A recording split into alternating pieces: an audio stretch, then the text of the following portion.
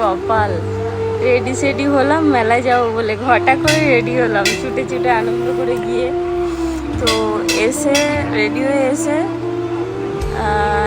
মানে আমি যদি মেলায় যাই তাহলে মা যেতে পারবে না, আর মা যদি যায় আমি যেতে পারবো না।